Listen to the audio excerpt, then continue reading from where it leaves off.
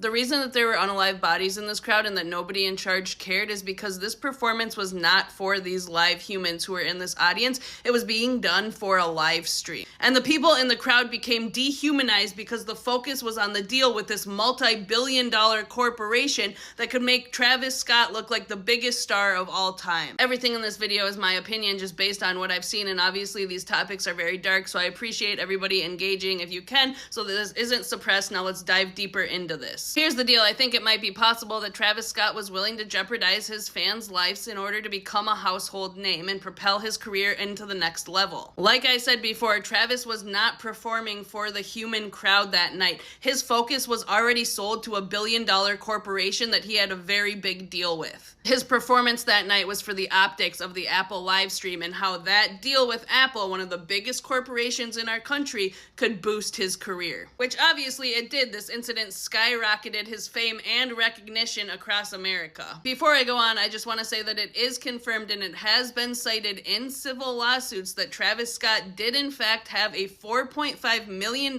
deal with Apple, who was live streaming the show, and part of that contract was that he had to finish the performance. Now, I have to say, I think it was made abundantly clear in the documentary that Travis Scott did not care about anybody who was in this audience, or anybody who's ever supported him publicly or financially, because his loyalty lies with the billion-dollar corporations that can help him out the most, which is Apple and Live Nation. I need his fans to understand that. Him and his team did not care about a single person in this audience. This is what his actions, or lack of actions, have led me to personally believe. Before you say Travis didn't know, I have to tell you that there was a transcript release and we have to go through it, and then you can try to tell me that he didn't know that there was mass hysteria happening in this crowd. There's clearly already trouble at the beginning at 9:13. You can hear people saying, "Stop the show." They are begging with him, "Stop the show." That can apparently be heard on the stage. Around 9:30, he says, "Whoa, whoa, whoa, there's an ambulance in the crowd," and then says, "Y'all know what you came here to do, let's go," and ask the crowd to make the ground shake. Y'all know what y'all came to do, chase me, let's go.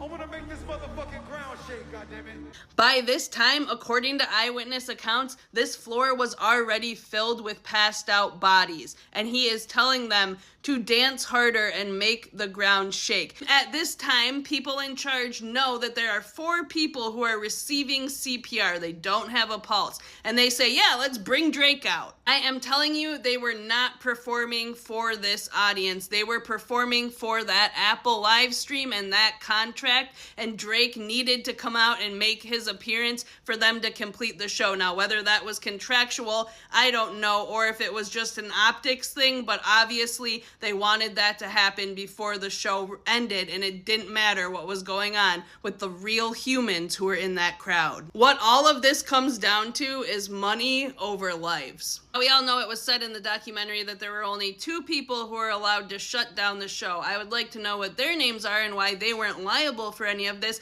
But furthermore, you know that if it would have been one of his loved ones who was being dragged out of the crowd like that, magically Travis would have had the authority to stop the show at that point, wouldn't he have? Kylie Jenner, Kendall Jenner, and his own daughter were in the crowd that night, obviously not in the section that was dangerous because he values their lives. And also, the show went on because it wasn't them. It would have stopped if it was them because he does value their lives. Not the people, though, who paid to be there to love and support him. Those lives have no value to him. It's almost as if they were willing to pay out a couple settlements here and there for the people who passed in order to keep that contract with Apple in good standing, which is sickening. And to expand on my theory here, which that's all this is my own theory and my own opinion, but it is my opinion that Travis Scott's only concern for this live crowd was the way that an audience of this size would make him look for future promotional videos and pictures and to further his fame and his recognition. Let's not forget his friend Diddy pulled a similar stunt that made him a household name back in 1991 when he oversold tickets to an event that ended in a crowd crush that unalived 9 people. That tragic event ended up making Diddy's whole career, and it is eerily similar to what was orchestrated at Astro World.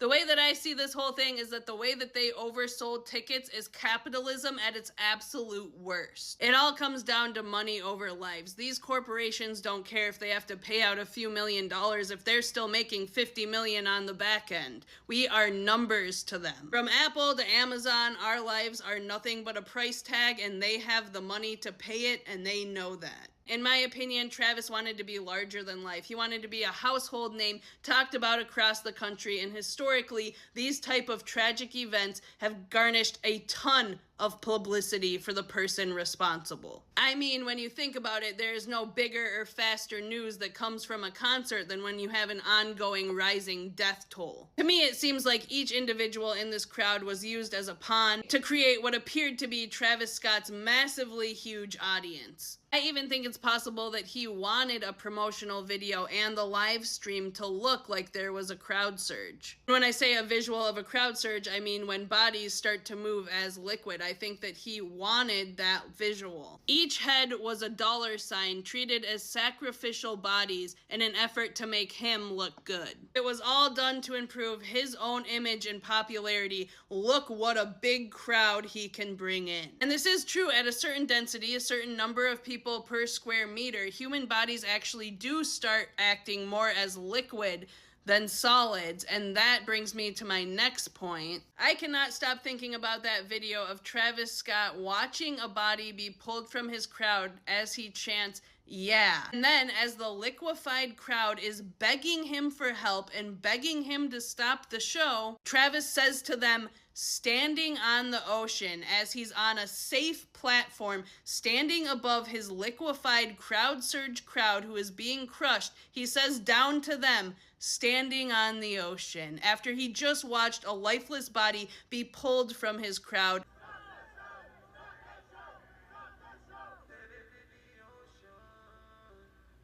As he was chanting, "Yeah," and telling them that he's standing on the ocean of liquefied people, I'm sure that he was standing up there waiting for his glamour shot for next year's promo. In my opinion, he wanted a crowd surge, he could see the crowd surge, and he verbally confirms that he was aware of what was happening in the crowd. It's almost like Travis couldn't stop the show until his plan came to fruition, almost as if he wanted a death toll to promote what a big audience he could pull in, which would make him a valuable asset to these corporations that he's trying to impress at this time. Bigger crowds, bigger numbers, bigger investors, bigger deals. And disgustingly enough, it worked. Apparently, a 9-year-old boy being unalived in this crowd was great promo for Travis Scott's career. Because in 2023, his album, Astro sold over 5.3 million copies. And since 2021, when this happened, he's sold almost 1.5 million concert tickets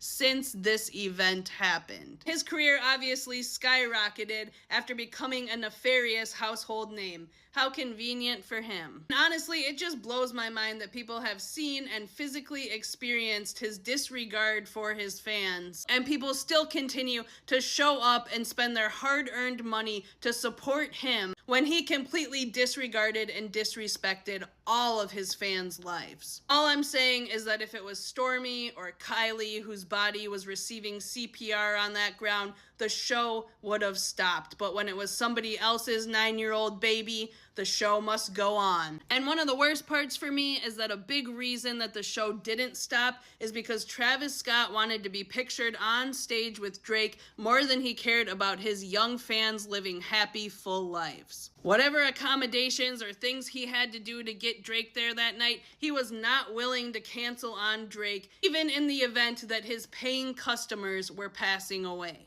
Travis Scott took away 10 lives under 30 years old, all so that he could get his shot with Drake on stage to promote his credibility and to boost his own career. Imagine letting people who love you enough to pay money to buy tickets to come see you pass away because you want to be pictured on stage with one of America's biggest alleged PDF files. What losers.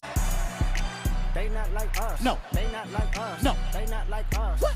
In my humble opinion, Travis Scott is nothing more than a fame-hungry demon who impregnated the youngest 19-year-old Kardashian in an effort to secure the life he wanted by any means necessary. Because let's not forget that Travis Scott met Kylie Jenner in 2017 when she was 19 years old at Coachella. Their daughter was born in February of 2018, so assuming that Kylie became pregnant in May of 2017, it means that he knew her about 4 to 6 weeks before they got pregnant. And obviously, his association to her skyrocketed his fame and influence. But that wasn't enough fame for him. He wanted to be a household name, just like Diddy made himself a household name in 1991 by overselling a celebrity basketball game that ended in a crowd crush. So Travis Scott went out and let 10 young people pass away, all so that he could try to get a cool promotional video of a crowd surge. And don't even get me started on the fact that Drake was still backstage when staff was well aware that there were 4 people receiving CPR who didn't have a pulse.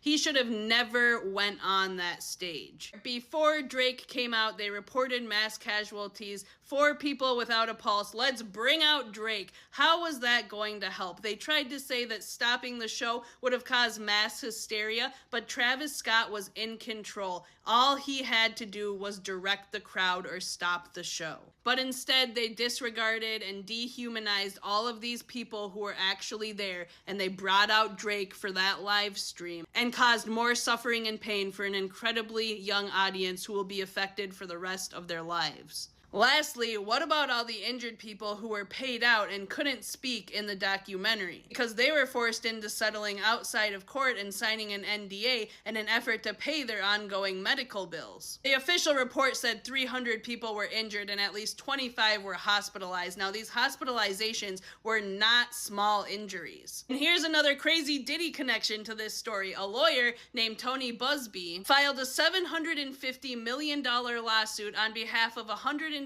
clients, and the lawsuit was against Travis Scott, Live Nation, Apple, who was streaming it, and Epic Records. Most, if not all, of those injured victims ended up settling outside of court, and if you think that Tony Busby sounds familiar, it's because he does. He's the lawyer who's currently representing 120 alleged victims of Diddy. A lot of common threads here, right? But the bottom line here is that there are tons of reports of people who were injured in this crowd who will suffer for the rest of their lives. People who were paralyzed, broken shins, 11 heart attacks, a 10-year-old in critical condition, just to name a few of them. And sadly, I think that we don't get to hear a lot of those stories because the sheer amount of money that was accessible to cover this up.